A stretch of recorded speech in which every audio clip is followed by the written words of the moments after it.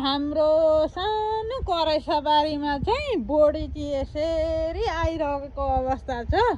अब यहाँ चाहिँ फुल्न आँटे जस्तो पो भइसकेछ त हौ ठ्याक्कसँगले हो। हाम्रामा त प्लम पनि फलिरहेको छ। यस्तो राम्रो अरे हो, हेर्नु त बिरुवा यत्रो छ तर कस्तो राम्ररी फल्दैछ। झुपा झुपा भएर फल्दैछ। यता बोडीको स्टाइल फेरि कति राम्रो भइरहेको छ नि, कलकलाउँदो बोडी आइरहेको छ नि हौ हाम्रोमा त। यता टुक्रुक हेर्नु होला कस्तो राम्ररी आउँदैछ। यहाँ केरा पनि रहेछ तर केरामा चाहिँ केले खाएछ हो। यस्तै छ है हाम्रो सानो बारीको हालखबर आजभोलिको चाहिँ। तपाईँहरूकोमा के छ यसो भन्दै गर्नु होला। यहाँ सनफ्लावर पनि छ हो, मकै पनि छ, के त छ हौ हाम्रामा त।